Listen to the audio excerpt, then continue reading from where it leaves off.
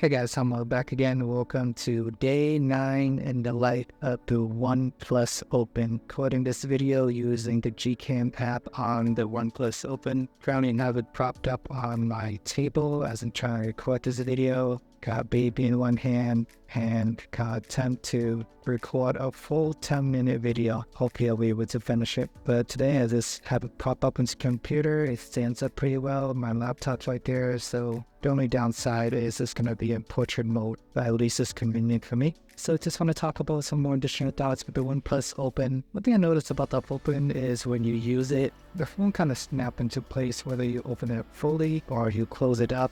There's no in between.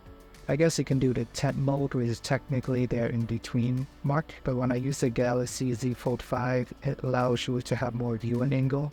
Maybe it has something to do with the crease, and OnePlus just want to flatten out, make it less noticeable. Samsung, the crease is more noticeable, but you do have more flexibility. I guess that's why the screen look more bendy and creasy.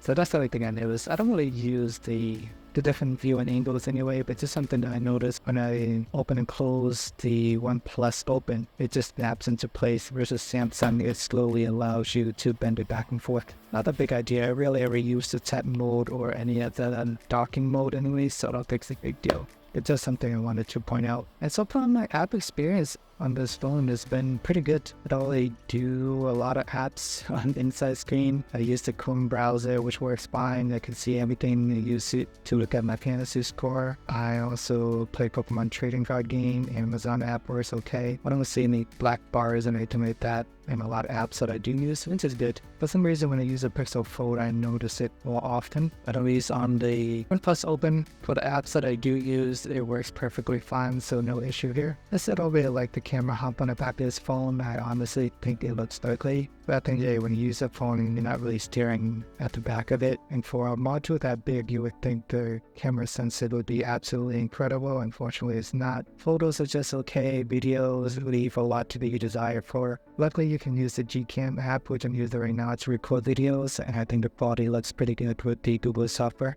I still would have liked it to have a desktop mode similar to similar to Samsung Dex, but it's not the end of the world. I'm not at my desk, it's okay, but if I'm working, it would be nice to have it connected to my computer, so I don't need to open up my phone every time. I can just manage it on the computer. But overall, it's been a pretty solid experience with this phone. Probably going to continue this series for another week or so, and then still deciding what phone I want to use next, whether it's the Sony Xperia XD1 or whatever they're calling it these days. Also another terrible name in addition to the OnePlus Open. Or I might test out the Samsung Fan Edition.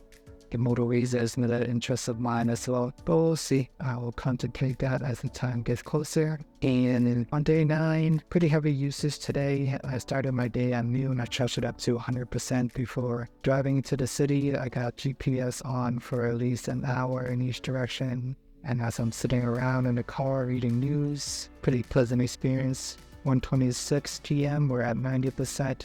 I love the ability to have a tablet in my pocket. Very useful for opening it up whenever I do need the bigger screen. And driving in Boston is always such a pain. It literally takes you more than 20 minutes just to drive 2 miles down the street. By 3:37 p.m. we are at 64% battery. For whatever reason, my phone was draining super quickly today. Maybe because I'm doing hotspot to my Galaxy S20, which is his spare phone. But went to grab some lunch, play some Pokemon trading card game, recorded a few videos of my son while he's just laying in my bed screaming. It's nice to be able to have this tent mode that I can just dock the phone wherever I want. I don't necessarily need to have a tripod at all time. It's very convenient. I can just prop it anywhere and just start recording. Then I went to do some errands around Boston, and by 9 p.m. we are at 10%. It's about 2 hours of battery left on this phone, so similar with a heavy usage day, it's going to be like 5 hours of screen on time and 10.5 hours of total battery. Luckily, it does have 67 watt fast charging, so you can fully charge up your phone between 40 to 50 minutes. As you can see today, Google Maps was most of the usage, Pokemon trading card game, video recording. It's probably one of the worst days that I have just in terms of battery life. But like I mentioned earlier, a lot of traveling around. Maybe 5G is, for the most part, on a regular day, I'm at home using Wi-Fi. That's when I get 24 hours of battery life. But if I'm out and about using 5G, using Google Maps, recording videos, then you can expect the battery to drain faster. And this wraps up day 9 in life of this phone. Let me know if you have any thoughts, questions, anything else you want me to cover. Please check out day 8 if you haven't already. Remember to like and subscribe, and see you guys in the next video.